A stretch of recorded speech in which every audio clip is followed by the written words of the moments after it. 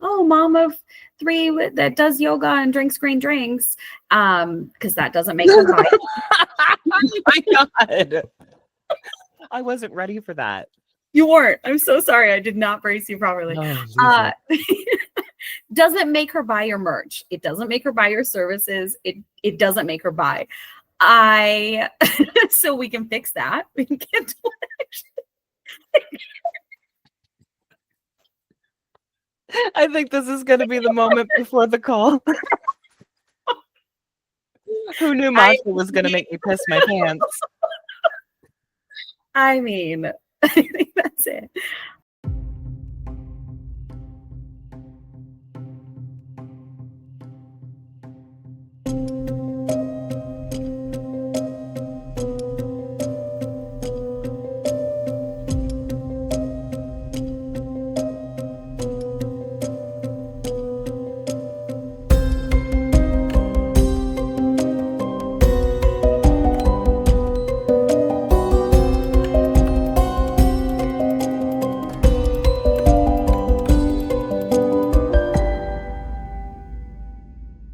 They said, don't build your business on the internet.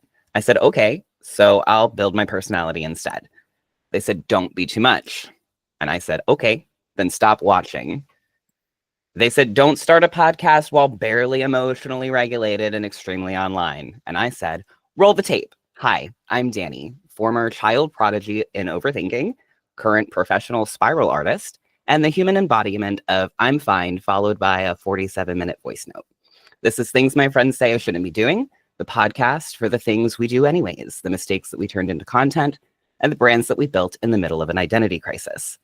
Today's guest is someone that I would let edit my about page, and that is not a compliment that I would give out lightly. She is a strategist, a mother, a farm girly, and a walking rejection of niche marketing. She quit her COO job, adopted a baby, lowered her prices, and moved back to her hometown, all while somehow making her brand look like it shops exclusively at Anthropologie for fonts. Please welcome to the show the emotionally intelligent chaos we all need, the middle child of the algorithm, Nikki Daniels. Hi, Nikki. Hi, thanks for having me. Absolutely. So, okay, you have to walk me through this. You adopted a baby. You quit your fancy corporate job. Yep. Moved to a farm, lowered the prices. You started a strategy studio with no niche, no real plan, no real experience in social media, and somehow you thrived. Walk me through that. You make it sound terrifying. So I adopted a baby because I think that you have to do something about the things you know about. And there are far too many kids that don't have families. So adopted a baby and then got terrible corporate burnout from being a COO and running 3 departments and having a newborn and never taking any leave when he came home from the hospital. So I quit the job and at the same time got a new house and then moved to a new city and then started my business. And then that was kind of just still professional. It was like I was still kind of a fractional and I was still doing the corporate song and dance and just decided that wasn't going to work either. I'm a little bit hallmarky, I'll warn you. That was a warning here. I got back in touch with my high school best friend who's in my small hometown. We fell in love. And so I moved back to the hometown. Oh my goodness. Where he runs his family's beef farm. So now the city girl's back in her hometown. And I feel like we've seen this whole plot line. Did it happen during Christmas? Please tell me it happened during Christmas. It happened during the winter. It did happen during the winter. That's amazing. Oh God, that's great. Okay. So which of these choices though got the most like, are you okay, girl, texts from your friends? It was just constant. First, it was the baby because, you know, I was told you don't choose to be a single parent. That happens to you. That was the line that I kept getting. And I was like, huh? What? Like, no, I can choose this. And then I got the, okay, but if you do this, you can't call me for support because I don't want to hear it because you chose this. Listen, my exes are going to hate me for saying this, but like, if I was given the option, I feel like I would have been far more prepared for being a single parent if I chose to be from the get, right? Like the kind of life got lifey, drop shit in your lap kind of way that it happened for me. I do feel like your friend's advice there of like people don't choose that is kind of rooted in some truth, but like yeah, there's tons of kids out there that need a family. And like if you did start with that in mind, like you don't have to worry about the co-parenting or like what's the other person going to think or any of that drama. So like yeah, if I could go back and be like I chose it for myself instead of Yeah. it happening that way, like yeah, for sure. Yep. So yeah, you got the "Are you okay?" text about the baby, which like I will give your friends the benefit of a doubt, but like if my friend said that, I'd be like, girl, maybe we shouldn't be friends. Some of them aren't my friends anymore. Yeah, I mean, I guess becoming a parent really does show you who your real friends are when you can no Yep. longer go hang out at the club or party scenes or go shopping midday or just like, hey, we're taking a trip to Hawaii next week. You want to come? No, I need more advance notice than that. So yeah, you got the "Are you okay?" text for that, but like anything else? So you said it was just Oh, constant. it was constant. Then it was, why'd you buy a new house at the same time you got a new baby? Then it was, why are you quitting your job when you have a mortgage? Why are you starting a new thing when you already have, like, I spent so much time climbing the corporate ladder and focusing on becoming C-suite and getting there in my 30s that my friends were like, what are you doing? Like, your life's not over. You don't just get there and then quit. And it wasn't like, oh, got there, check mark, let's go to the next thing. It was, got there and I don't love it. It's not Right. it's not what it's cracked up to be for me. For some people it is, but it was, are you okay? Like, do you have Yeah. an identity crisis? Do you need a therapist? Like, what's going on? I mean, I feel that because, like, the way I live my life at the end of all of this, what's important isn't the start or the end date, it's the dash in between. Yep. And if you're not enjoying your dash, Yeah. the What are fuck you are we doing? doing here? Yep. You know, like I want to wake up every morning and feel challenged in some type of way. I want to constantly feel like I'm learning new things. It's why I chose what I do. But it's why I left corporate jobs too, because you know, what I'm doing currently, I have to build SOPs for. What I was doing previously, there are SOPs for, and those Yeah. SOPs are ironclad. You cannot change them. You cannot question them. You question that status quo, and you're considered an issue Yep. instead of an innovator. Yep. So, like, I get that. I get the feeling of like I'm doing this because I need. I mean, when I moved to Maine, I'd never stepped foot in Maine before, and I was just like, "We're moving to Maine," and I moved in the process of 30 days. Sold the Yep. house, moved to Maine. Never been here before. People were like, "Why'd you do it?" And I was like, "Manic depressive episode." But like, honestly, it was just because I needed a change of atmosphere. I needed to jump somewhere that I had never been. I needed an opportunity for growth. Yep. And you can't always grow in your hometown. You can go back to your hometown, but you can't Apparently. always grow in your hometown, right? Like No. farther along in that arc you are than I am. Maybe someday, I doubt it, that I'll go back to my hometown. There's no farms there. Oh, So like what part of you knew that this was the right move? Like even if it looked wild on paper to you, like tell me about the adoption, the quitting the job and the moving into a new house. Like why did that all seem like a right move for you at the time, even if all of your friends were like, whoa, what's going on? I don't think there is right times. I don't think you can wait for the perfect conditions. You kind of just have to start doing stuff. And sometimes you have to build it when it's really messy and rough around the edges. And that was kind of how it happened. The adoption is a wild process and you don't get to pick an exact moment. So you sign Hmm. up for this journey and then they call you and all of a sudden they call you and it's the next day and you're like, oh, okay, we're getting a baby tomorrow. Like, great, I'll go to the NICU and pick him up. So it's, it's really whirlwindy. And I think once you've decided something, for me, I don't say no once that thing actually starts to happen, Yeah. even if it all happens at once and it's crazy. But I think in terms of the right time, especially for the job, I was lining the pockets of wealthy, elderly white men. I mean, is that really all there Oh, is? girl. It's like Oh, cue the these vomit soundtrack.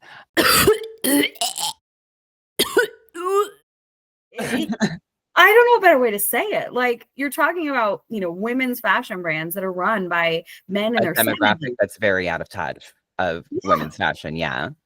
And I don't know. I thought, do I need to make billionaires richer?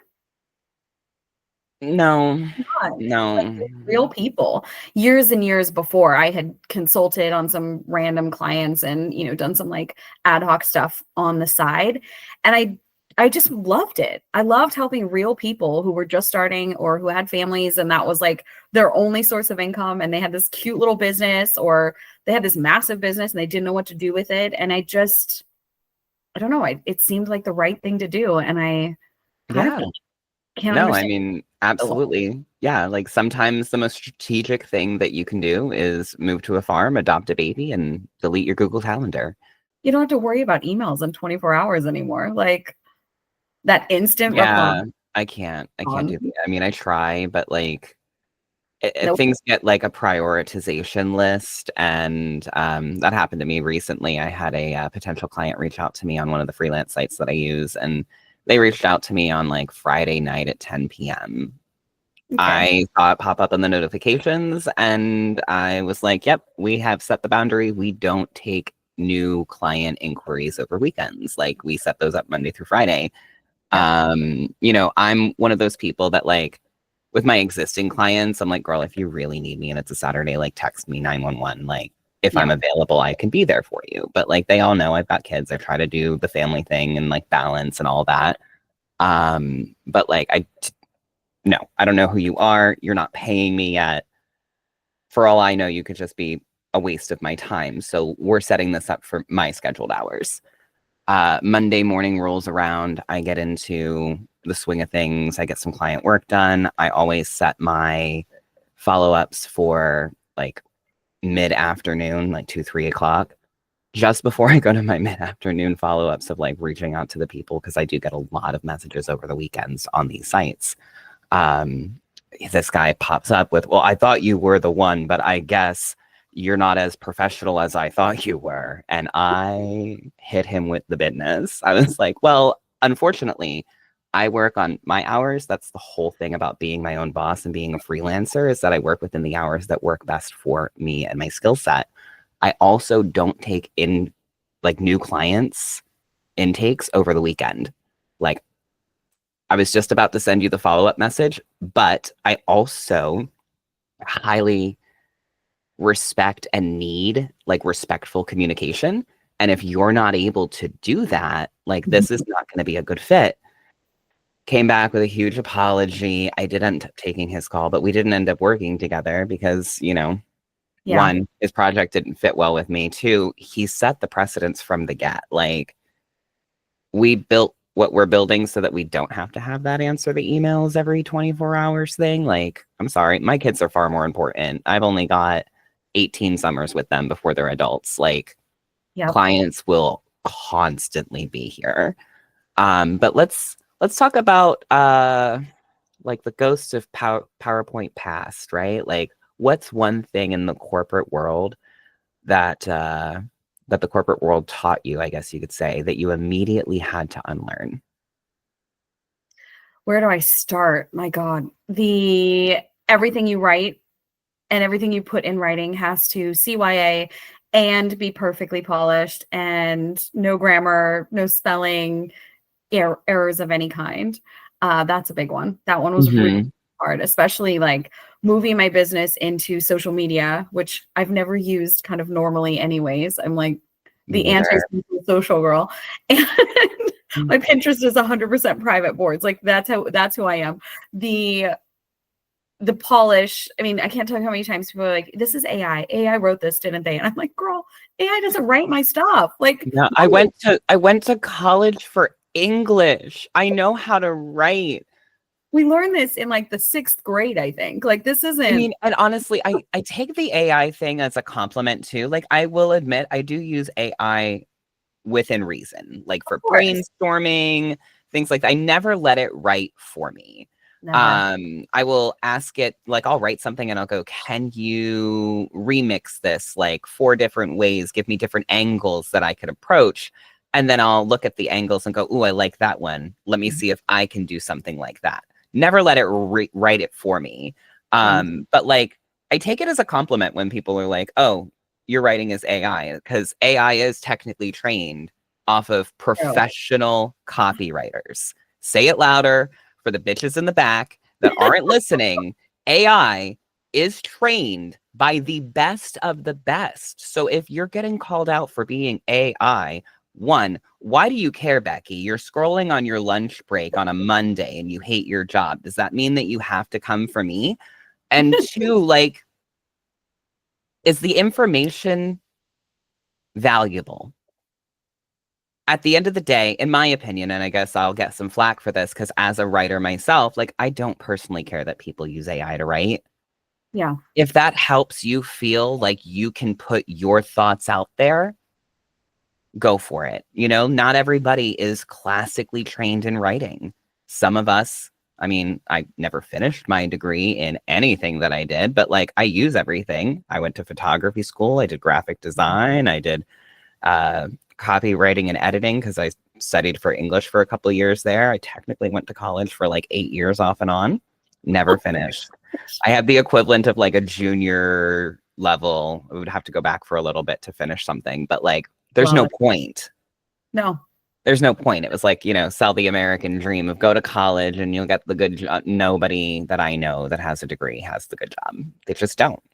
You know, they're out here trying to fight for positions that pay just above minimum wage, require 9 years experience and a master's degree.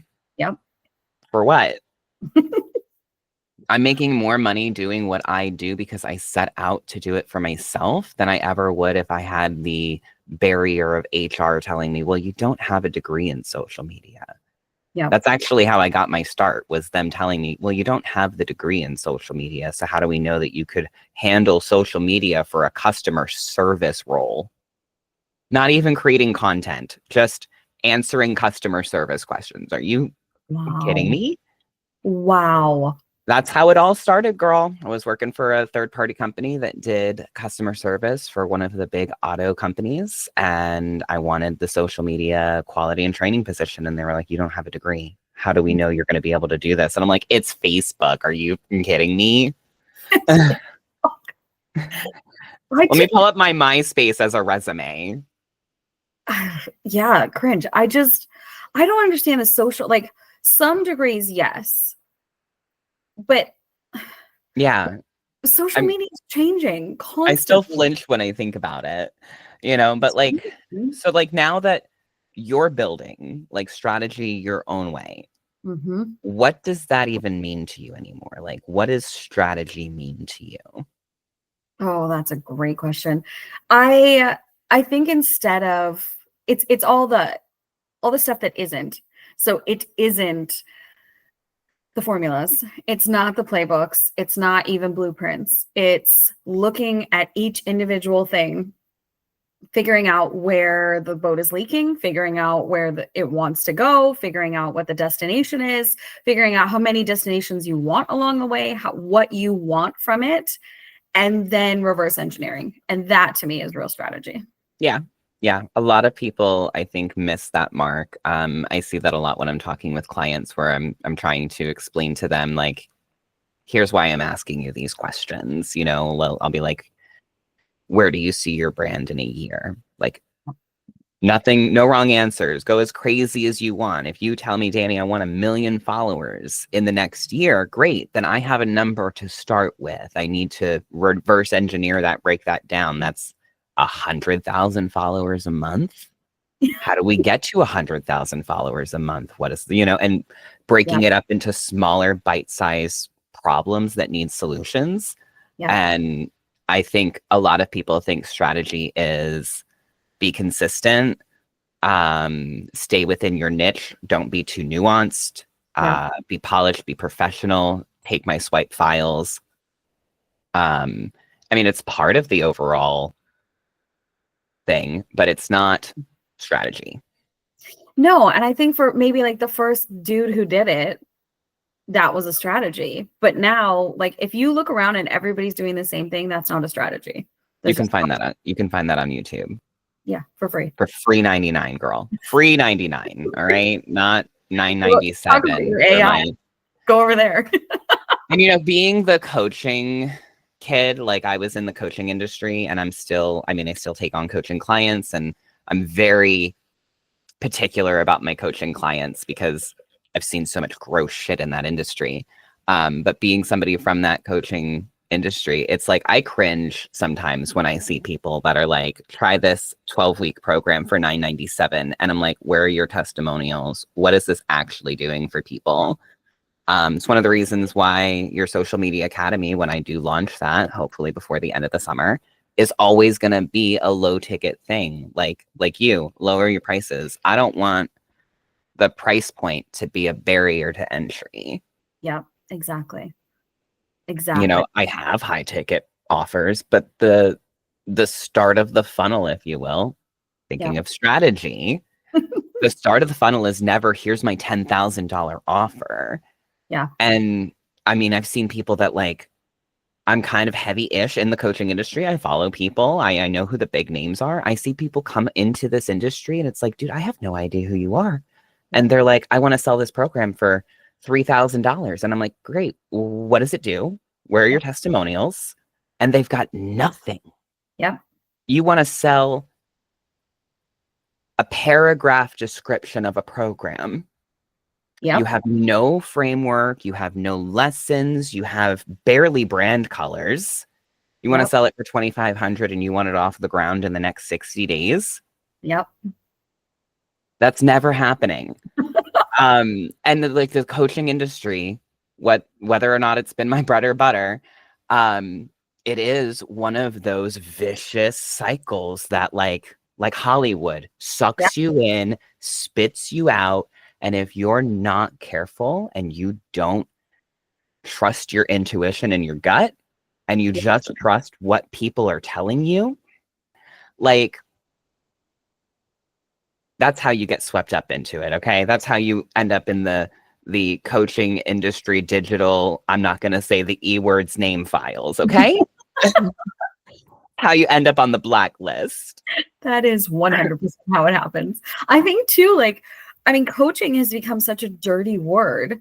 It really has, that I hate even calling myself a coach. I like to call myself more of like a mentor, a trainer. Yep. I call myself a digital trainer far more than I will ever call myself a coach. And it's terrible because while I hated being a corporate trainer, I feel like I would have loved being a corporate coach, but I can't wrap my head around calling myself a coach in my own business because it has that negative connotation. Come to strategy. That is a dirty, dirty word. Strategy is a dirty word. It is. And I finally just had to be like, oh, well, like, yes, there's a billion coaches out there who are doing it wrong. It doesn't make what you're doing not coaching. It just makes it the real coaching. And I feel that with strategy. Like, I feel like real coaches, and I've come across some in my career, the obviously ones that I've worked with, and I've come across some in my career from the outside perspective that I'm like, I know you're doing it right. So like, to see people that are doing it right, like, we're gonna fall on our faces from time to time because we're not sitting here trying to sell the scarcity tactics or the FOMO or buy my framework. Like, you can have frameworks, but you also have to understand frameworks don't work for everybody. No. They are a guide. They're not the be all end all. They're not the Bible. Yeah. Like, you could follow a 12-step framework and have different results than I would following the same 12-step framework. Yeah.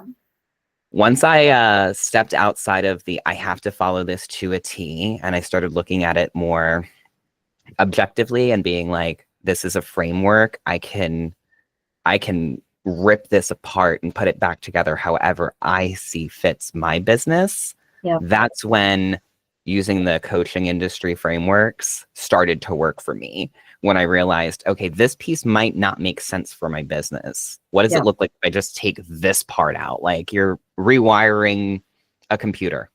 Exactly. Pull out this graphics card, put this one in instead. Yeah.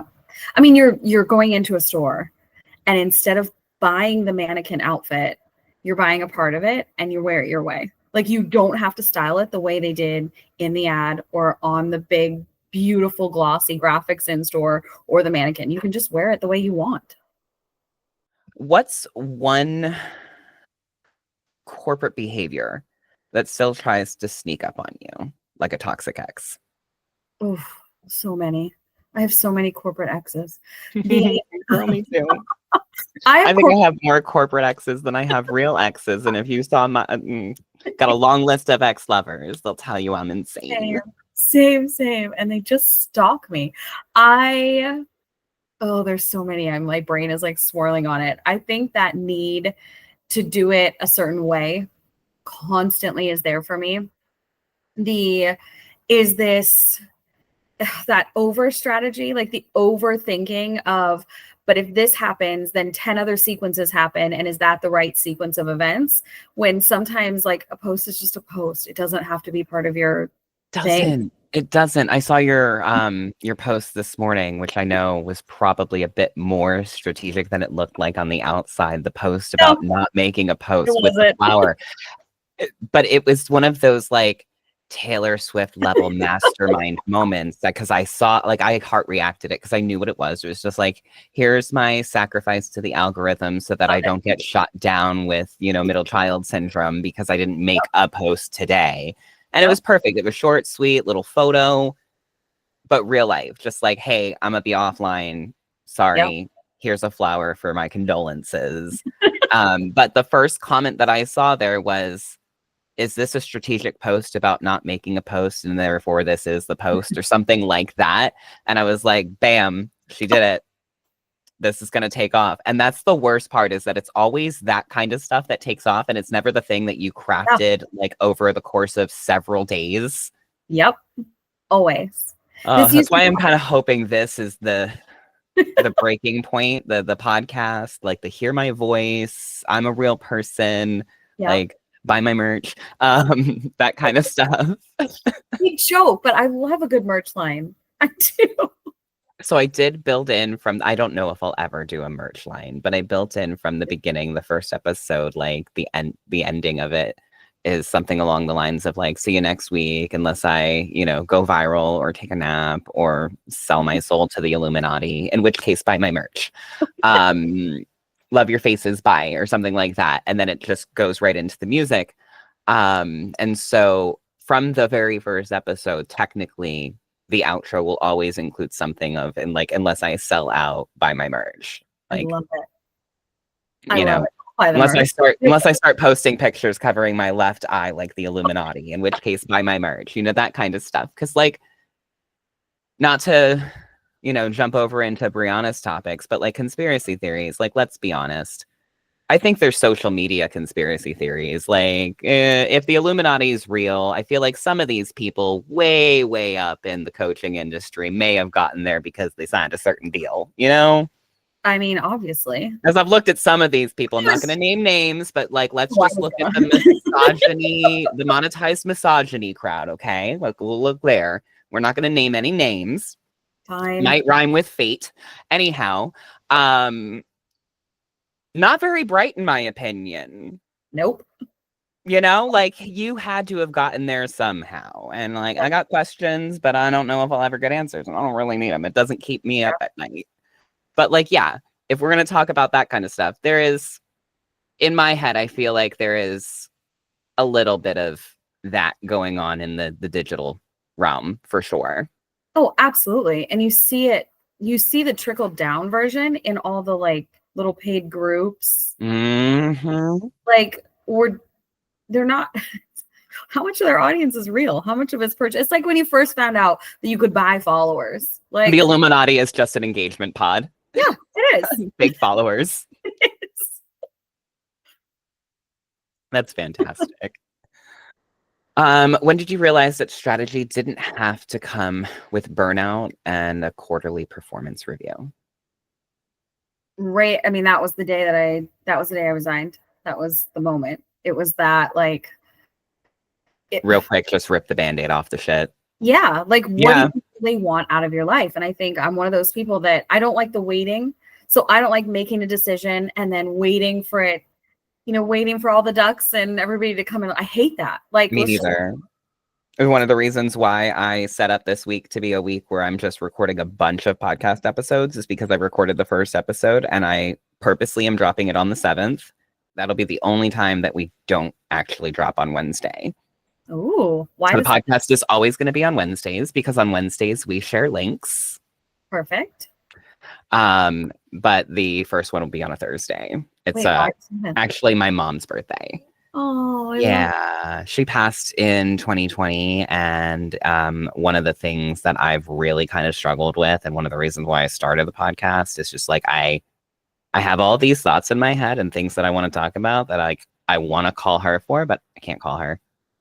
You know, so I was like, I'll just start a podcast and talk to myself. I know what she'd say. I love it. But one of the reasons why I did so much recording for this week is because I've recorded it, and I'm one of those people, I can't wait. No. I don't know how Taylor does it, plans something 2 years in advance and keeps it under lock and key. That's why she makes much more money than I do, because I can't keep it under lock and key. I am like a kid on Christmas morning. I'm like that 9-year-old that finally learned about fart jokes, and I want to tell you about it constantly. So my 4-year-old. Yeah. Mm-hmm. Oh, okay. Yeah. Well, you've got a prodigy then. Mine didn't start until about 8 or 9. It's so unfair to me. But now it doesn't stop. Like, oh God, wait until they're older. My 2 oldest roast me constantly. We're in the car the other day, and their uncle lives here with us. I've got like a big duplex, and so he's got a coworker that comes over, and they go camping and do fishing and all kinds of manly stuff because it's Maine, and I don't do that stuff. But whatever, that's your business. And so my 9-year-old says, "Oh yeah, I call that guy Uncle Kevin's gay friend." And my 11-year-old, she's like, "Wait, he's not gay. Daddy, is he gay?" And I'm like, "No." And she goes, "I didn't think so, because usually they have gay voice." And I'm like, "Gay voice? What is that?" And she goes, "You know, they sound like you." Like, what? You are the standard for Girl, all. I am everywhere. so glad. I'm so glad I was not the one driving, but Josh was trying to contain himself because oh, that's amazing. They will roast you about everything. That's mean. When I was doing the fix my feed strategy calls, I don't remember who it was. Thanks. I don't remember who it was, but that I was getting ready for the call for. But I'm getting ready for a call, and I'm setting everything up, and my teenager comes up to ask me a question, and I'm like, "Hey kiddo, what's going on? Like, I've got a paid strategy call coming up in like 5 minutes. So what do you need?" And like, she can't even remember what she needed, but like, we handled that. And then she's got like this messy bun, and she looks way older than she actually is. So like, she's also a bit more mature for her age in regards to her tongue, because like, she is so much like me. She's sassy. And so she's like, "All right, well, good luck convincing them that you're put together." I was like, "Excuse me?" And she was like, "With that outfit?" And walked away. And I was sitting there. I was sitting there feeling like a high school bullied at lunch, with like 2 minutes to put on the, "Hey, you paid for a call of the expert." And my 15-year-old literally just shattered my self-confidence. Unbelievable. Kids are mean, bro. They are. They're the best, but they're also mean. Like, I wouldn't have it any other way. But like, I know I am raising strong-willed, independent people, right? Like, yeah. And I get the feedback from people in town and teachers and stuff like that they're super well behaved and they're so smart and all of that fun stuff. So it's like, they get that they can be more comfortable and a little bit more savage at home, but like outside, they use their manners and all that. They're not telling their teachers these things. Thank God. Thank God. She's smarter beyond her years. Her and her sister went to the grocery store. Who like to go down to the grocery store because it's like walking distance. There's like Main Street has like a Dunkin', and every small town in USA has a Main Street. So like, we're not doxing anybody right now. But they like to go down there and do the kid thing. I guess I did that in the 90s, go hang out at the plazas type deal. But they went to the grocery store and they bought Prime, which is like this new that kid electrolyte type of drink. It's like a Gatorade, I guess. It's not an energy drink per se, because it doesn't have the same ingredients, but I guess it's kind of like a body armor or that kind of thing, right? So they bought like a 12 pack or a 6 pack or something like that. And as they're going through the checkout line, I found this out a couple days later when I went to the grocery store, and one of the girls that works there, she's a mom. Her kids are about the same age as my kids. And so like we know each other, I guess you would say, on like an NPC level. Cute. I keep everything at an NPC level when I moved here. And it's nothing against the people that like live in this town, but like I grew up in a small town that knew me from the time like before I knew me, if you will.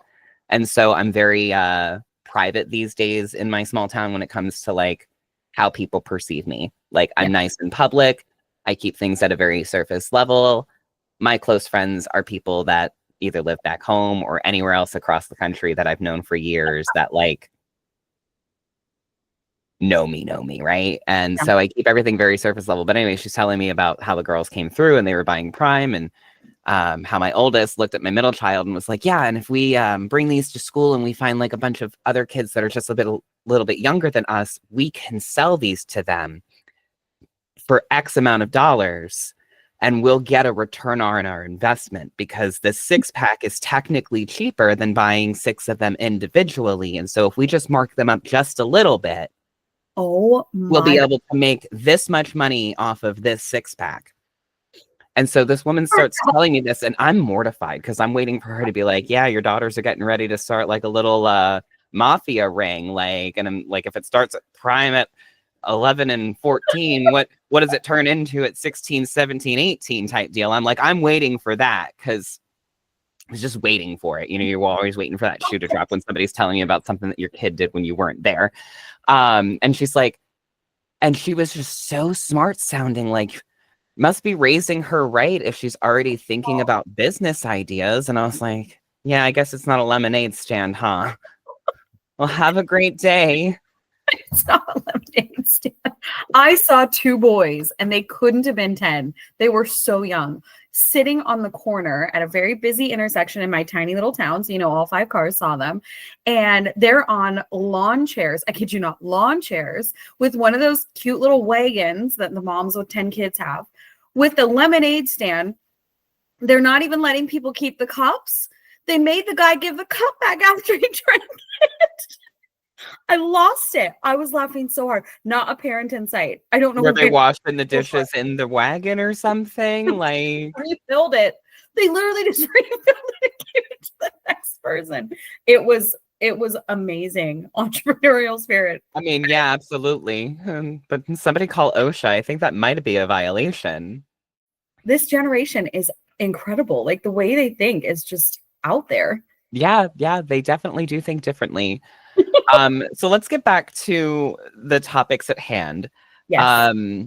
Quick question for you. If someone demanded that you pick a niche right now, what would you actually say to them? I would probably not say anything nice. Fair. If and then that's the other question is it niche? Is it niche? It's niche. It's niche. I like niche, but to piss people off, I also like to say niche. That's kind of fun. Like Nick Lachey. It's make sure you pick your Nick Lachey. My brand is 98 degrees. That would be better than actually picking a niche. Yeah. I think we got niche so wrong because it came from, as you know, it came from marketing, and it was a way to segment your audience and to target specific ad campaigns and to save money when you were doing paid marketing efforts of any variety. Right. It was not meant to be your whole business strategy. And when you look back to the .com, I could go on about this. When you look back to the .com boost, like the bubble and everything that happened early thousands, that happened. All the ones that went niche, we saw huge niche like explosion. Then everybody who was niche is no longer. Yeah. Amazon, never niche. Like, and everybody goes, oh, but they were books. But that wasn't what they said their business was. They didn't say their customers were readers. They just said, oh, we sell books, but we're this digital, etc. So, and then if we think about it, niche or Nick Lachey moved from that and kind of segued and cemented itself into digital culture in regards to your social media personal brand the coaching industry is probably the number one culprit to that. You know, and that was one of the things that I struggled with in the beginning of like the learning, like the self-learning of like how to build a bitch kit of a business type deal. Like, I'm very scrappy. I've been on YouTube and Google since I was a kid, like figuring this out. I mean, I'm older than Google, obviously, and I mean, I'm older than YouTube, but like when normal people my age, our age, I should say, because we're probably around the same, we're doing the things of like, I'm gonna go to the clubs and like bump to the music and maybe do a couple bumps.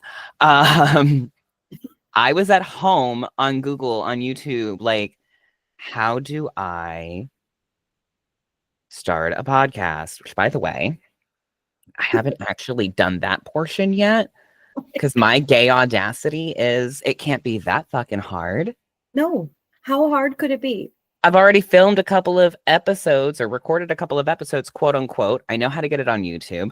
I'm gonna do the due diligence and the research of like, okay, how do I get this on Spotify? How do I get this on Apple? But like, that's the thing my friends say I shouldn't be doing. Like, Dani, what do you mean you started a podcast? You've been promoting it for like 2 weeks now, and you haven't started step one of how do I do a podcast? And I'm like, no, it can't be that fucking hard. We're just talking. Yeah. It's like basically a voice note. What's the problem here? Yeah, but no, I do think that the coaching industry, for sure, had a major hand in like everybody niche down. And that was one of the hardest things for me, was realizing you can't niche everything down. No. You just can't. I have so many multifaceted talents and hobbies and interests that I don't want to. Yeah. I love doing social. I am at my peak doing community, but I love talking to people, right? And so like I've had conversations with friends of mine that I've worked with before that work in branding or marketing or whatever. You know, they're deep in the content machine and they're like, I think this podcast is going to be great for you because like you're solo, the first one that I sent out to a couple of people, I think you were one of them. They're like, it's fantastic. It's amazing. But one of my friends, he works in branding. He's like, I do think you're going to really shine on those guest episodes. I think that is going to be the stuff that really pulls people in because when you get talking to somebody, people feel so comfortable with you. Yeah. And I'm like, yeah, because I'm just your friend. My whole marketing strategy is be my mom in the grocery store in the fucking 90s. I will talk to anybody. I don't care who you are. I'm going to talk to you like I've known you my whole life. Yep. Oh, hey, Nikki, how are you? How are the kids? How's that Hallmark movie going? You know, like. True. And and that's the same thing with like the NPC persona with the people in my town. I do still talk to them, but like that happened today. Josh and I went to the grocery store. Some woman was like, oh, hey, you, hey, trouble. And we walked out and he was like, who's that? And I was like, I'm going to be honest with you. I have no fucking clue. And I was like, bless her heart, she seems like a sweet woman. But I was like, when I first came here, I started working at a coffee shop. And so like a lot of people know me when you're working at a coffee shop. Yeah. You know, a gay in a coffee shop. Who would have thought? So cliche. Everybody's best friend. What's his name? I don't know, but he's got funny colored hair. He makes an excellent latte. Some young queer. I don't know if it's a he or a she, but never forgets my cold foam. No. Never gets it wrong. Never gets it wrong. But like, yeah, it happens all the time. I know people online on LinkedIn better than I know people in the real world. Like I could see like Nick Power walking by on the street and be like, oh my God, that's Nick. Can I have your autograph? Will you sign my t-shirt? Wait, can we talk about that? Why? I named him our prom king months ago. Why are they trying to say some other guy who's just showed up is the prom king? Oh my goodness. Are we talking weird link? Are we talking weird LinkedIn? We are talking weird LinkedIn. I don't like it. I love weird LinkedIn. I love the wild west of weird LinkedIn. I'm not a fan of the mean girl hierarchical you're the prom king, you're the prom queen, you're the student government president, you're the mathlete. Did that in school. Weird LinkedIn was never meant to be structured. Hard Thank stop. you. That was the Hard whole stop. point. I don't know who this new prom king is. I'm very on the outskirts of Weird LinkedIn, if you will. I don't really use the hashtag anymore. I am considered one of the OGs, but at the same time, I've always kind of spoken from a place of Weird LinkedIn is just a wild west of belonging. This is where the freaks, the geeks, the misunderstood come to say, hey, I'm a person. And like, that means I'm also a professional. Like, I can have a messy Wednesday morning and still meet my KPIs. Yep. You know, I can talk about how hard this is, but still be a top performer. Yep. And for me, it was the opposite. Like when I found Weird LinkedIn, it was like, oh, thank goodness. There are people who don't just use LinkedIn to pitch the sale, to brag about an accomplishment, to promote, you know, plug and promote. It's not just buy the merch. It's also like regular socials. And you can just social and fun. And I'm not nerdy enough, and I'm not weird enough, and I'm not any of the things that link like weird LinkedIn check boxes. But now that it's hierarchical, I'm like, oh, great, I don't fit here either. Like, middle child's kicked out of that room. You always fit in my portion of Weird LinkedIn. I love you. I love you too, honey. This is honestly like the Weird LinkedIn sphere. I love so many people within that sphere. I can, and it's very, very clear. Here we are, what now? About 5 months since the start of Weird LinkedIn. That happened. Weird LinkedIn started taking off, I want to say end of February, and the Nick Power movement was like mid to end of March. Because I remember being home in Florida, and I was like, I spent a week off of LinkedIn. I was back home in Florida visiting for a little bit, and I like tried. I didn't really succeed. I was kind of on, but like at that point, I was still posting 6 times a day. Yep. It's like bleeding my soul into the algorithm with a bunch of jokes, and which have kind of moved on to the podcast. I mean, I might come back out with the jokes, who knows? But it was about mid to late March when the Nick Power thing started to really, really take off. And I shouldn't say thing like it's a bad thing, because it was amazing. And he's not I think everybody that has followed me totally knows how much deep respect I have for him. So he started to take off around that time, because I remember being home and being like, wait a minute, like, I talk about this stuff. Yeah. Who's Nick? Like, the fuck? Clearly, he's been around for a while. And he kind of predicted this portion of LinkedIn, not like you need to name Weird LinkedIn, but just this movement of like people being so tired of this perfectly curated versions of themselves. And like, I'm over the perfectly curated version of myself. Big time. And that's so corporate, isn't it? And that's the thing that like worries me about the hierarchies within Weird LinkedIn and the subsections of Weird LinkedIn is when we start to make that corporate and structured, doesn't that defeat the entire purpose? It does. It absolutely does. And it's so like Weird LinkedIn, or this version of using LinkedIn, was the place that everybody felt like it was so inclusive. Everybody can belong here. And now it's the opposite. Like, oh, everyone belongs, but not everyone's cool. Yeah. It's like that Black Mirror episode where we've got social currency. Ugh. And some have more social currencies than others. And like nobody really knows where the barometer is of how you get more or less. Yeah. It's based off vibes. It's based off a room of people who aren't even on LinkedIn. That's what's really happening. Probably. It's the Illuminati is broken into Weird LinkedIn. Really launched it. Let's see. They set up a chat AI, and it's just telling them what to do now at this point. We're all feeling free. We're all feeling free. Yeah. So let's talk about the void, that weird business no man's land where you're not burnt out. you're not scaling, you're Yeah. not going viral. You're just Yeah. kind of existing in that eerie competence, that messy middle space that you talked about where there's not really like a framework. Yeah. So how do you navigate the pressure to constantly make meaning out of seasons that are just meh? You have to change the KPI. Like, you have to change what your performance metrics are for you and for your life.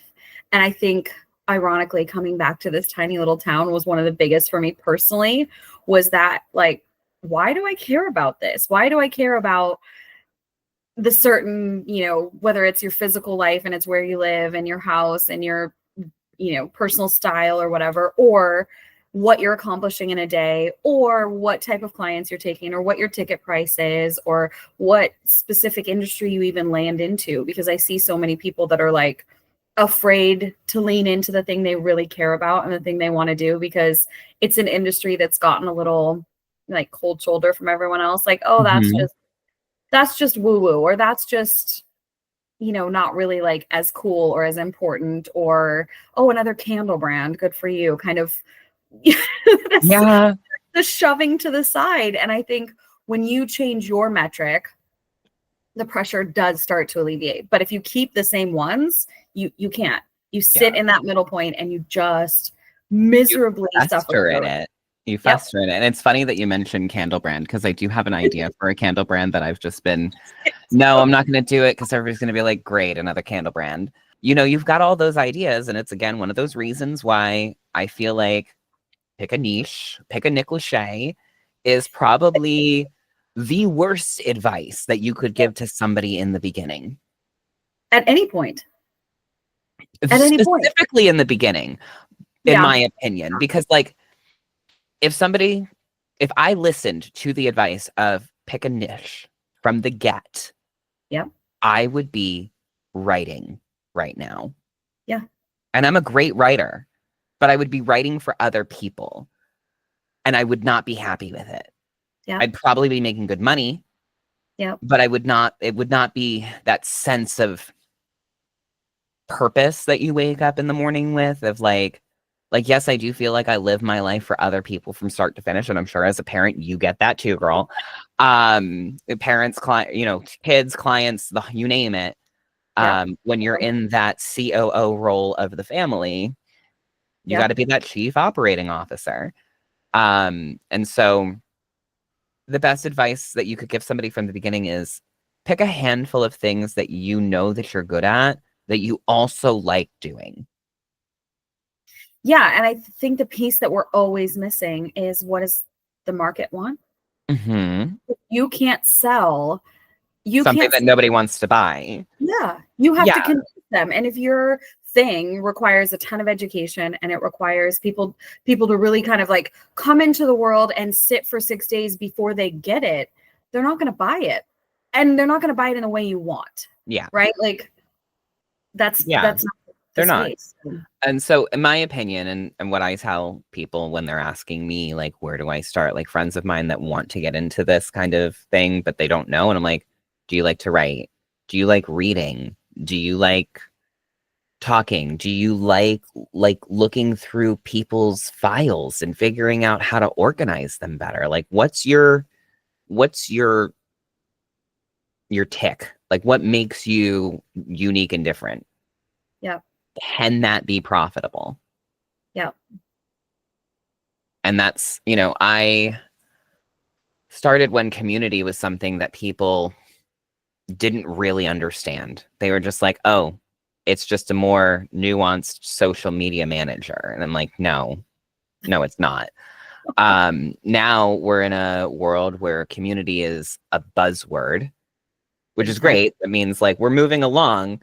And in that sphere of being a buzzword, community is like, there's half of the people fully understand what community is and its importance, and the other people see it as audience building with authenticity. Yeah. They're not the same. A community and an audience are completely different. Yeah. They've got some similarities, but like the way that you handle them is different. Yeah. So it's nice to see that like it's moving on. But like if I did follow that niche down, pick one thing, I would have never moved into community. I wouldn't be in social media. I would have taken the very first coaches program advice, 12-week program, and it was all about email copywriting. I would have been writing emails. Wow. You'd be bored out of your mind. I still don't have emails that I send out, by the way. Like 10 years in the game, and people are going to come for me for this, but I don't have an email list because, like, what the fuck do I need an email list for right now? Yeah. I sell one-off services and I do like monthly retainers and things like that.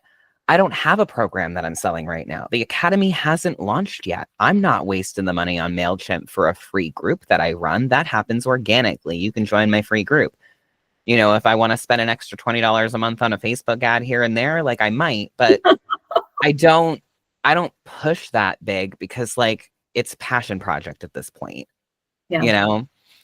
But yeah, could you imagine me as an email copywriter instead of the digital baddie just throwing things around and throwing glittery chaos all over LinkedIn? No, and you'd feel like I did when I slipped into like I looked around and was like, wait, I'm just a fractional. I'm just the same I'm job. literally just doing exactly what I did. Yeah. But no perks. Like no PTO, No benefits, no dental, no free clothes, no like health. nothing's happening. Nothing. No team that reports to me directly that I'm responsible for. Like nothing. You're just floating there by yourself. So Do do you ever feel like even your mess has to be curated for engagement now? Always. I feel like that is the new thing that's happening. And it's this, oh, I just woke up like that. Like, look at me, look how messy and perfect it is. And here's my cute little, beautifully perfect desk. I mean, mine is insane. I don't like it when my kid sees it, let alone. There's a reason this is not a video call. So many reasons. Because I didn't want to have to put my face on for this. I didn't want to have to do my hair. I didn't want to have to worry about my background. And I also feel like you and all of the other guests are going to feel a heck of a lot more comfortable talking about any topics, knowing that like nobody's going to see your facial expression. Nobody cares if your hair is up, is it down, did you brush it? Probably not. Probably not. I'm a parent. I've got 3 kids. I'm tired. I mean, I'm on my third iced coffee. I'm not on my third iced coffee. I'm on my first.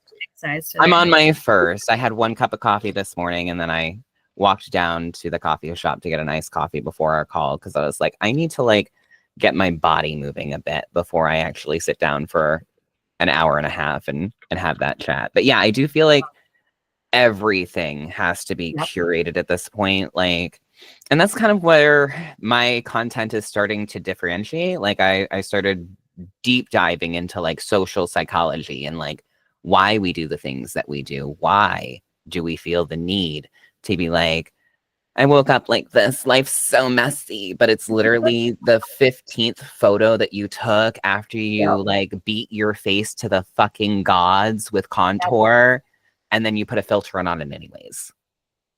Yes. And you pre-scheduled it 3 days ago. You pre-scheduled it 3 days ago. You're still sleeping and you hashtagged it authenticity, no filter, fucking girl boss. Oh my gosh, the girl boss. Listen, I love girl bosses, so I really do love that vibe of like it's good but and like wrong. because I'm like gay boy boss, and they're like, no, that's not a thing yet. I'm like, but can we make it trendy? Like, can we? Maybe that's the merch, gay boy boss.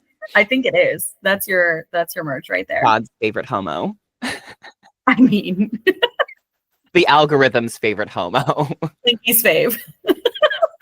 Oh, I put the dinky in Linky Dinky. Yes, that is the winner right there. That was the winner.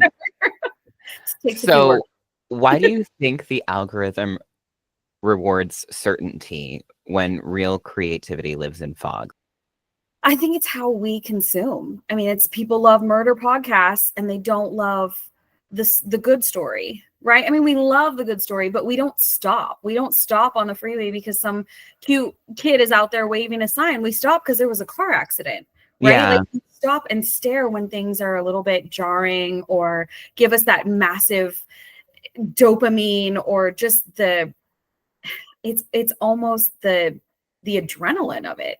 Like We're Yeah. sitting here clanking on our keys, all of us staring at a screen, trudging through whatever jobs or work or life is happening. And it's Plugged like, into the matrix. Yeah. yes, the Do thing you that feel like this might be the juxtapose opposition to that perfectly curated version of ourselves that we saw in like the late 20 teens, early 2020s from the coaching industry, that Instagram lifestyle, everything's a highlight reel? it reminds me of in fashion how it was like you go back to like the 90s and it was like the double popped collars and the little Mr. Prep. And I mean, it was Maine, right? Like Maine had its fashion moment across the globe. And then people Was were that like, Maine? I mean, it was kind of the coast. Really? I mean, you think of the vibe. I mean, What do yeah, you no, I'm just saying I never knew that little came yacht from like boys? Maine. I don't think it's officially started there, but I think the Hamptons and Maine and that whole Well, little yeah, I guess like New England, maybe for sure. But yeah, no, like I remember that being a thing, like wearing the two shirts, popping both colors, one being a different color. the little plaid that was Bermuda. one of the trends where like I was actually allowed to get away with a little pink, but I would have to wear my hot pink one underneath the black. Growing up in a conservative household, wearing pink was my rebellious stage. See, and I think that's it. Like we came out of the preppy and everybody went, we got to rebel. Like we got to get out of this stuffy, contrived, etc. And so it went chaotic, right? I think that's where we're at right now. Of like, kind of, it still feels like social media kind of wants raw, but only if it's airbrushed. And like, I can't wait.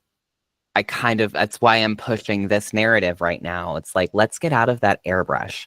I think that's also, in my opinion, really a response to AI. Like, it's a real response to here's authenticity. Like, you can't have these kind of conversations. AI can't do this. I mean, not yet. Not yet. Not yet. Maybe we got to upload a couple of these files into like Chat Geppetto. I don't remember who calls it Chat Geppetto, but I've been calling Chat GPT Chat Geppetto since then. It might be Brooke. It might be Brooke. But like I saw that and I was like, I'm adopting that. It is adorable. So don't send me a cease and desist for using it. I love Chat Geppetto. Don't come for me.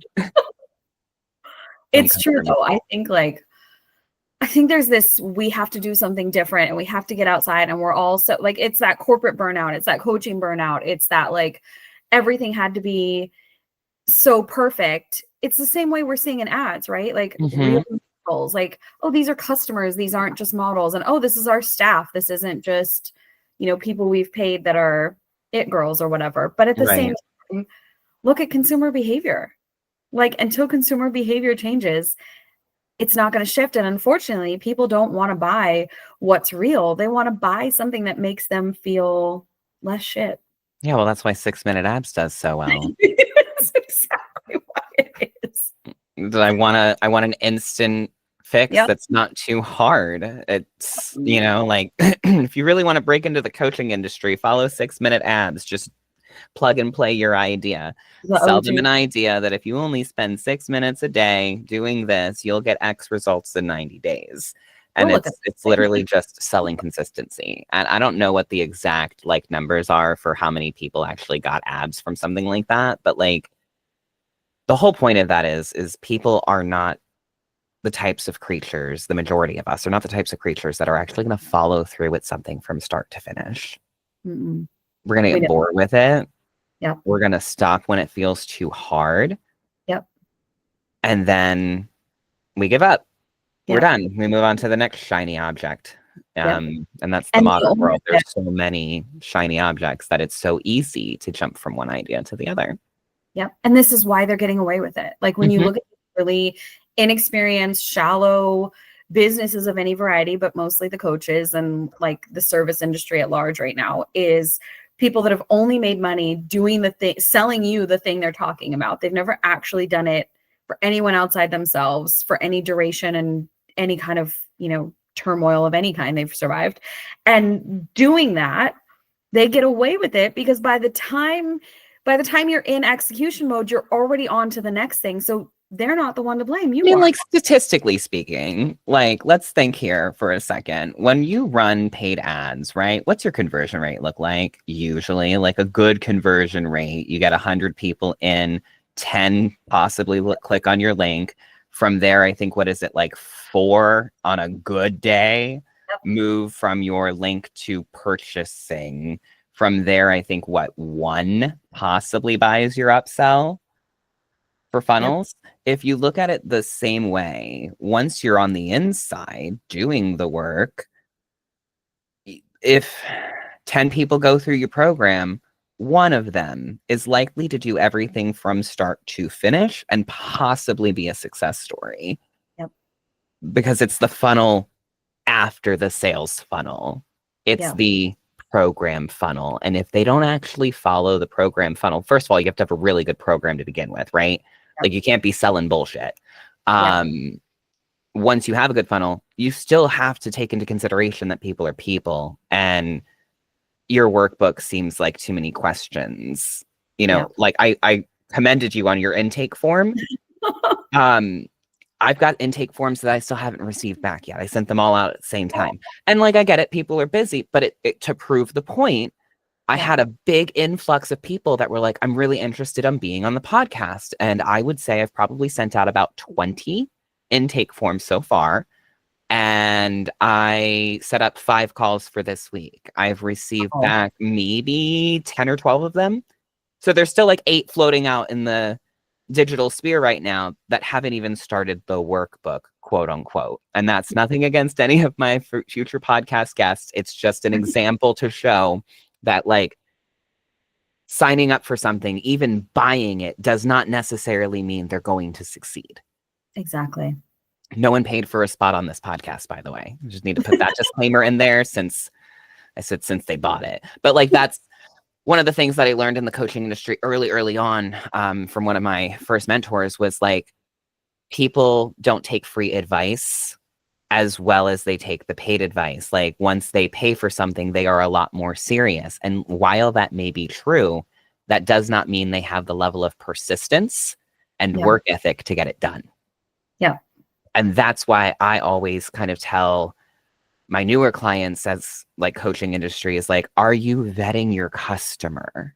Are you selling this to everybody?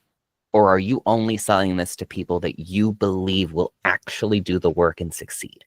Yeah. Because if you are trying to sell a one size fits all, fixes everybody's problems, you've never owned a business before, but 90 days from now, you will be making 6 figures. And you're selling that to people that don't even know what the coaching industry is versus selling hey, you have a business. Mm-hmm. You've had, 10K months, you've had 5K months. There's no real consistency or systems to your business. Within the next 90 days, if you follow this program, you'll have systems that help you consistently hit this revenue goal. That's better. But yeah, the one size fits all, follow this framework shit. Who's still following that? Apparently, lots of people. Apparently. Well, hopefully we can change their minds. Listen to the podcast. Listen to the podcast, buy my merch. So like I think this is a good segue for this. Let's talk about your first launch. No niche, no niche, no Nick Lachey, no plan, no clue even how Instagram works. 10 out of 10, no notes. Tell me about that. It was rough. I listened to some mentors who were like, okay, you got to, I know you're not going to niche, but you got to start talking to somebody. And I was like, okay, well, I'm like kind of a girl's girl. Maybe I'll just talk to the girls. And they were like, great, talk to the girls, talk to the moms. Aren't you a mom? And I was like, well, yeah, but like, I don't feel like I'm in the mom group. You know what I mean? Like a lot of my friends don't actually have kids, or they have kids that are at wildly different stages. And I'm like, I'm not the one who goes and does like all the little play dates at the park and like the mom circle. I don't feel like I'm a mom's mom. And I was so new at being a mom that I was like, I don't think I'm I don't think I can talk to that group yet. I don't have enough like years under my service, so to speak. Like I don't have enough under my belt to actually feel like I can talk in that space. And so they were like, oh, no, it's okay. Talk about it. talk about your business, talk about whatever works, just, add value, add value, add value. And I was like, okay, cool. So I started out and I talked about pricing. And no I one mean, it cares does about add pricing. value a little bit. I love pricing. I love helping people with pricing because there's actual science behind it. And it's not Yeah. just end with a 7 and be cutesy. It's like there's a ladder. There's a real psychological big time science behind it. And yeah, I mean, I tell my friends all the time, like, number psychology, and they're like, what? And I'm like, you ever notice that, like, when you're online, sometimes, like, you'll see something and everything is priced with a 7? Like, there's a 7 at the end, or here, like, buy this for $7. And, like, the friends that are not in the content machine at all, like, they don't really live online, they're like, no, Dani, I don't even really get Facebook ads. And I'm like, what? It's your life. Bless your soul. Can we trade places for just a day? That sounds so peaceful. What do you mean Mark Zuckerberg isn't just like shoving down your throat daily? Who are you? How do I sign up for that life? How do I sign up for that? But yeah, like the number psychology, like some people don't get that. And like color psychology, color theory. But here's the thing, nobody cares. Nobody wants to talk about pricing. Nobody cares about pricing. I find that with like the pricing and the color thing. Like I had a client, a potential client call, and I was like, what are your brand colors and like why? Yeah. And it was like yellow and black because I like them. And I'm like, okay, why means like, why did you pick yellow? What kind of emotion are you trying to portray? And the response back was like, I want them to feel calm. And I was like, good. Yellow does kind of fall under that category. Like you picked a good color. If it wasn't within the category of the emotion that you're trying to evoke, I would have suggested a brand recoloring, like restructuring your brand, because you've got to start with those things. You've got to understand to an extent, like your brand can kind of evolve. You've seen that happening with mine. I've seen that happening with yours. Like any true brand should be kind of like a person, ever changing and growing with its audience. But like, you've got to get those things from the get, like, even though I'm moving into more of what I consider of like a gothy, punkish kind of feel with the content that I'm coming out with, you're still going to see hot pink. You're still going to see that purple. Those brand colors are still going to be there. They're just going to feel a little bit more in tune with the season of what we're putting out. Yeah. If this murder podcast autopsy documentary series thing turns into like Queer Eye for the Straight Guy next season, it might be a little bit more rainbows, but like the colors would still be there. The psychology behind the brand would still be there. And I think people kind of miss that a lot. They do. They do. And at the same time, they don't want to talk about it. No, they don't want to hear about it. They do it loud. I mean, there's a reason most people, and I think it's the wrong order of operations, to be very clear, but most people put pricing last. They do everything else. And then they go, okay, so what should I charge? Why do you think clarity is treated like a personality trait online? That's a good question. I think because most people don't have it and they're chasing it and they want it. And very few, I'm going to say something mean. Very few people get it. Very few people know how to help someone else get it. It's kind of like, I coach a soccer team and I also was a player when I was younger. And very few players can become coaches. And I know really good coaches. One is actually my ex-boyfriend in this small little town. And he, like a high school boyfriend. And he's an amazing coach. Terrible player. Not terrible. I won't be too mean. I feel like I'll be mean for you. He's terrible. He's an ex-boyfriend. He's allowed to be terrible. He's allowed to be. But do you know what I mean? Like being good as a player doesn't qualify you to be good as the coach. Mm-hmm. And being a good coach is not dependent on being the best player. And so I think there's this, people can get clarity for themselves, but they can't replicate it and help someone else get it. And then there's people who struggle to get clarity for themselves, but they can help you get it for yourself because it's not. It's me. Hi, I'm the problem. It's me. It's why the whole the whole plot line and premise of the start of this was the death of my personal brand, because like I'm not sitting here trying to pivot and change and rebrand again. because I am that person that like I can help you get clarity, but I'm going to sit in my clarity like a stew, and I'm going to like pinpoint these tiny minute details that nobody fucking cares about. But to me, it's like, no, but if this part isn't right, the whole thing's thrown off. It's like, I guess part of my ADHD, if you will, like my brain overthinks constantly. I've always got 1,000 tabs open. But yeah, clarity is one of those things that I have a hard time getting for myself unless I'm bouncing things off of other people. Yep. And most people need that. Yeah. I mean, this is why therapy is so great, right? What I do is nothing like therapy, to be very, very clear. But this is why therapy exists. And it's so beneficial because someone's sitting there with a little mirror, holding it up, letting you see parts that were in your blind spots. Yeah. What would you say to someone trying to build a business inside a formula that clearly doesn't fit? I would say book a call with me. Good answer. Let's have yeah, let's do something. Let me help me help you. Help me help you. You have to I think the real thing is like you have to be honest with yourself. And at every point in your life, you have to really assess, like, is this thing working? It's like a relationship. It really At is. what point do you just say this isn't what I want anymore, or this is what I want now, right? Like being willing to say yes too. That's important. But I think I would say that you have to be really honest with yourself about what you actually want.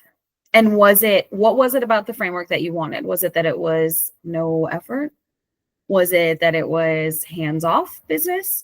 Was it that it was guaranteed? Or was it just that you're so desperate for an answer that you were willing to try it? And if once you slot into one of those categories, then you can actually start fixing it.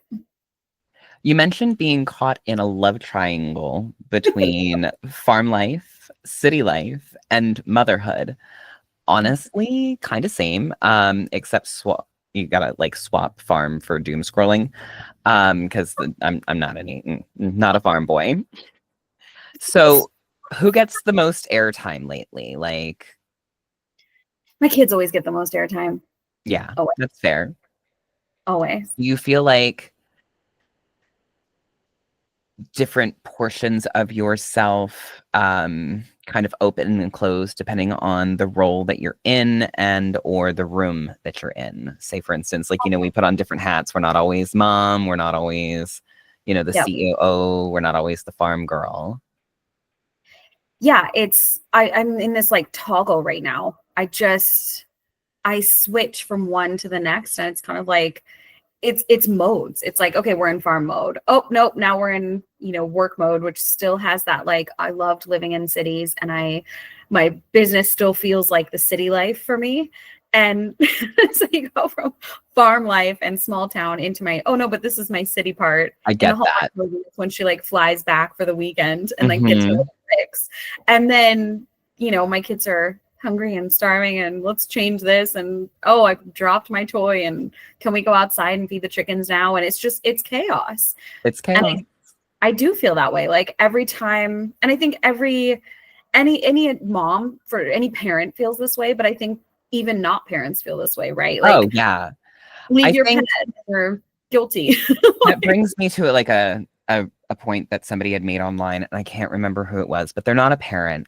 And they had made a comment about like they had received some negative feedback that they should never complain that they're tired because they're not a parent. And it's like, there are people within that sphere that are parents like us that really feel like their exhaustion is more important than somebody else's level of tiredness. And it's like, you don't know what that person's going through. Like, yeah, I'm constantly tired, but I'm not going to tell my friends that don't have kids that they can't be tired, because like people just assume that if you don't have kids, you're not allowed to be tired. Like, you can't, like, well, what do you mean you can't just go to work 40 hours a week and be done? Like, life is lifey. You have no idea what somebody is stepping into outside of wherever, whether it be on LinkedIn or at work or just passing them in the grocery store. Yeah. People have a story that you don't see. Well, and it's like that advice I got when I first adopted. Like, when it gets hard, when you're tired, don't call me because you chose this. And just because I chose it doesn't make it invalid. It Yeah, doesn't or make that advice of it hard. like you're not ready yet. Like you're like No. that's not the right way to do it. Listen, if I waited until Nope. I was quote unquote financially stable enough to have a child, Yep. I would have never been considered financially stable enough to have a child. I'm far more mature and stable than I was prior to having kids because I had kids. Yep. Because I made, like you said, when you make a decision, you just gotta go for it because that waiting period is what will fuck you up. Big time. What's something that you're not sharing online right now because it's just for you? Well, the big thing I'm not sharing right now is something I'm having to wait for, which I really hate. I Um, know it's the worst. I'm in this moment. I am creating a new prong of my business that is going to include some in-person stuff, Oh, some nice. life studio vibes, Mm. uh, some flowers, some mountain views, some like come and step outside of the rest of the world and be part of something totally different, and then go back to your normal life. It's not forever. It's not a cult. Um, Could it I be? I mean, maybe, but not for me. You guys do it cold. That'll be fine. Um, I'm not talking about that right now, so that's hard. And so it feels like it's just for me, even though it won't be just It for won't me. be in the long run. Well, that brings me to the next portion. Of course, one of the things about things my friends say I shouldn't be doing is that I do actually allow my guests to plug their shit. You didn't come and talk with me for, what, close to 2 hours today, to not be able to say, hey, I'm Nikki, and this is where you can connect with me, and this is where you can buy my merch. I don't have merch yet, So but tell me all about your things. LinkedIn. Um, so I have a strategy studio. So we fix your customer. We fix your customer profile so that you can get out of that dumb ICP. Oh, mom of three that does yoga and drinks green drinks. Because that doesn't make her buy. Oh my God. I wasn't ready for that. You weren't. I'm so sorry. I did not brace you properly. Oh, Doesn't make her buy your merch. It doesn't make her buy your services. It doesn't make her buy. I so we can fix that. We can get to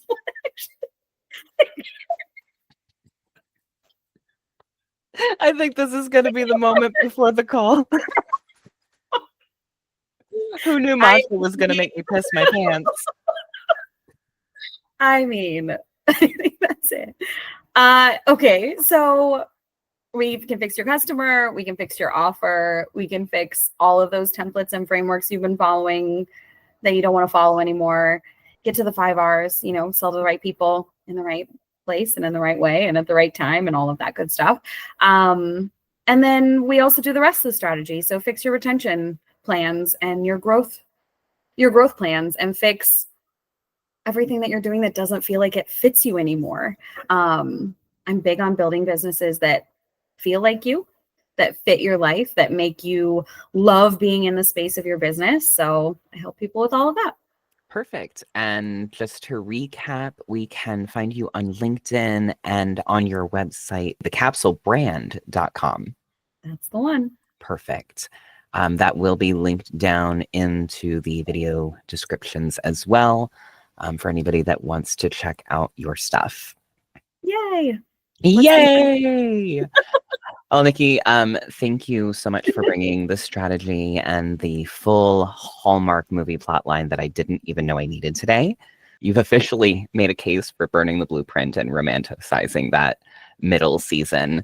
To everybody listening, I will see you next week, unless I ascend to the next dimension or join a commune with no Wi-Fi, or if I finally sell out and start a multi-level marketing system that only sells vibes and audits and healing PDFs, in which case, buy my merch.